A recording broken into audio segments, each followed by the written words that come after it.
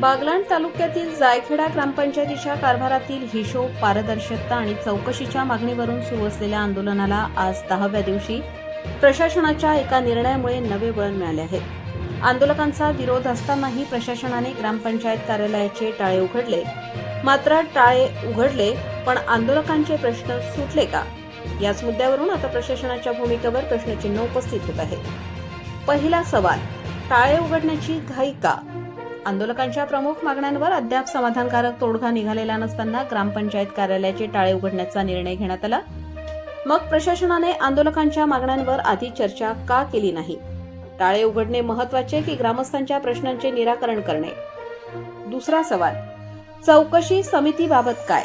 ग्रामपंचायतीच्या कारभाराची चौकशी करण्यासाठी तालुक्यातीलच अधिकाऱ्यांची समिती नियुक्त करण्यात आली. मात्र या समितीच्या निष्पक्षतेवर आंदोलकांनी आक्षेप घेतला आहे. आंदोलकांची मागणी आहे की तालुक्याबाहेरील स्वतंत्र आणि निष्पक्ष चौकशी समिती नेमण्यात यावी. मग प्रश्न असा, आंदोलकांचा हा आक्षेप प्रशासनाने गांभीर्याने घेतला आहे का? चौकशी समितीबाबत सर्व संबंधितांनी भूमिका स्पष्टपणे ऐकून घेतली आहे का? आणि जर घेतली असेल तर त्याचा निर्णय ग्रामस्थांसमोर स्पष्टपणे का मांडला गेला नाही? तिसरा सवाल, ग्रामपंचायतीचा हिशोब कधी? या आंदोलनामागील प्रमुख मुद्द्यांपैकी एक म्हणजे ग्रामपंचायतीच्या कारभाराचा संपूर्ण आणि पारदर्शक हिशोब ग्रामस्थांसमोर सादर करण्याची मागणी.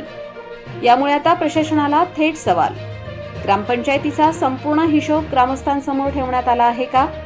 विकास कामांचा निधी, खर्च आणि कामांची माहिती सार्वजनिक करण्यात आली आहे का? जर सर्व कारभार पारदर्शक असेल तर संपूर्ण हिशोब ग्रामस्थांसमोर मांडण्यात अडचण नेमकी काय? चौथा सवाल, आंदोलकांना विश्वासात घेतले का? लोकशाही व्यवस्थेत प्रशासन आणि नागरिक यांच्यात संवाद महत्त्वाचा मानला जातो. मात्र आंदोलकांचा विरोध असतानाही टाळे उघडण्यात आल्याने आता आणखी एक प्रश्न उपस्थित होत आहे. प्रशासनाने हा निर्णय घेण्यापूर्वी आंदोलकांना विश्वासात घेतले का? जर घेतले असेल तर आंदोलकांचा विरोध कायम का आहे? आणि जर विश्वासात घेतले नसेल तर एकतर्फी कारवाई करण्याची आवश्यकता का निर्माण झाली? आता खरी परीक्षा प्रशासनाची. ग्रामपंचायतीचे टाळे उघडले गेले आहे, मात्र प्रश्नांचे टाळे अजूनही उघडलेले नाही. चौकशीचा प्रश्न कायम, हिशोबाचा प्रश्न कायम, निष्पक्ष समितीची मागणी कायम आणि आंदोलकांचा विरोधही कायम. त्यामुळे आता प्रशासनाने केवळ कार्यालयाचे टाळे उघडण्यापेक्षा आंदोलकांच्या प्रश्नांना आणि ग्रामस्थांच्या शंकांना स्पष्ट उत्तरे देणे आवश्यक आहे, अशी भूमिका आंदोलनकर्त्यांकडून मांडली जात आहे. शेवटचा आणि थेट सवाल, ग्रामपंचायतीचे टाळे उघडून प्रशासनाने कोणता प्रश्न सोडवला? चौकशीचा तिढा सुटला का? निष्पक्ष चौकशी समितीचा प्रश्न सुटला का? ग्रामपंचायतीचा संपूर्ण हिशोब ग्रामस्थांना मिळाला का? जर या प्रश्नांची उत्तरे अद्याप मिळालेली नसतील तर मग टाळे उघडण्याची घाई नेमकी कशासाठी? हा प्रश्न आता प्रशासनालाच द्यावा लागणार आहे. आता वरिष्ठ प्रशासन या संपूर्ण प्रकरणावर काय भूमिका घेते? आंदोलकांशी संवाद साधून तोडगा काढते का? तालुक्याबाहेरील चौकशी समितीबाबत निर्णय घेते का? आणि ग्रामपंचायतीचा संपूर्ण हिशोब ग्रामस्थांसमोर पारदर्शकपणे ठेवते का? याकडे संपूर्ण जायखेड्याचे लक्ष लागले आहे.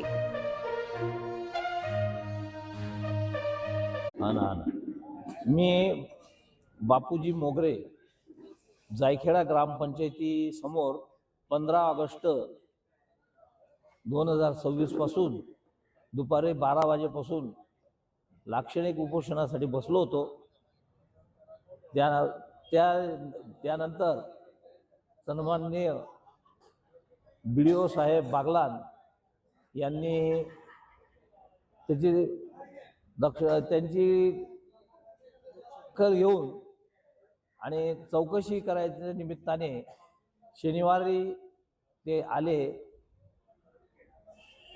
आणि ग्रामपंचायतीच्या गेटला सील लावलं. त्याच्यानंतर आज रोजी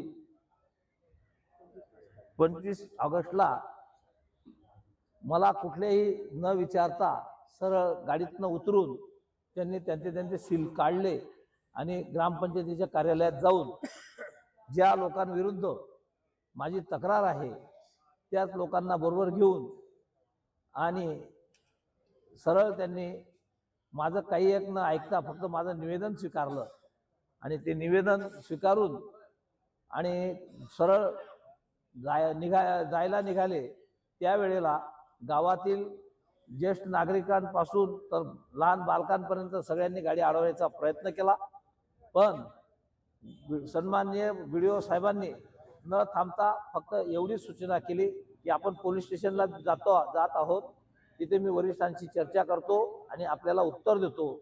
आणि असं उत्तर देऊन आणि सरळ त्यांनी पळ काढला आणि सरळ ते त्यांच्या कार्यालयाकडे निघून गेले. आणि त्यांनी गावकऱ्यांच्या मागणीनुसार सील केलेलं ग्रामपंचायतीचं कार्यालय त्यांनी ओपन केलं आणि आता त्यांनी गावकऱ्यांनी सील करायला लावलं, तर ते न लावता तो माझा अधिकार नाही असं म्हणून निघून गेले. त्यामुळे अशी शंका येते की आमचे सदस्य गण किंवा आमची जे निवडून आलेली कार्यकारिणी आहे किंवा पदाधिकारी आहेत यांचे मिलन भगत वाटते असं मला शंका येते.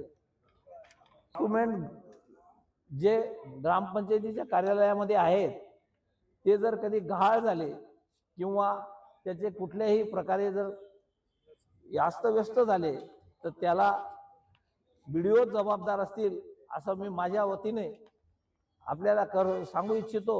आणि वरिष्ठांनी याची दखल घेऊन लवकरात लवकर हा इथला झालेला जो प्रकार आहे, गैरप्रकार आहे, तो उघडकीस आणावा आणि आमच्या सामान्य गावकऱ्यांना न्याय मिळावा अशी मी त्यांना विनंती करतो.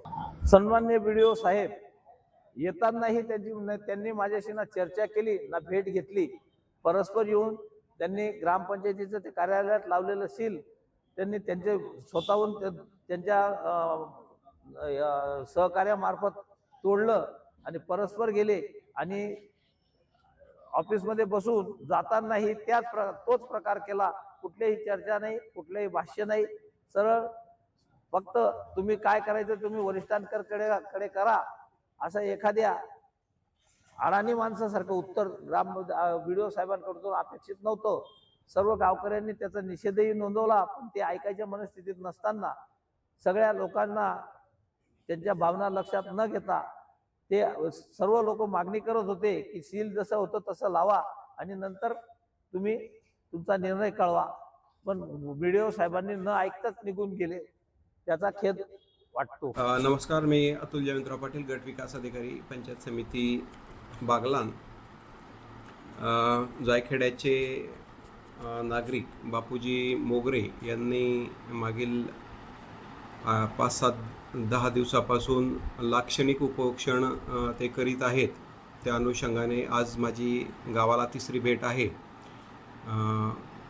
पहिल्या भेटीत आम्ही त्यांच्याशी चर्चा केली व त्यांच्या मागणीनुसार त्यांनी जे कागदपत्र मागितले आहेत, अशी जी त्यांची मागणी होती त्या अनुषंगाने त्यांच्याशी चर्चा केली आणि ग्रामपंचायतीला सदर कागदपत्र देण्यात यावे असा एक लेखी आदेश दिला आणि त्याच्यात 2 दिवसाची मुदत दिली.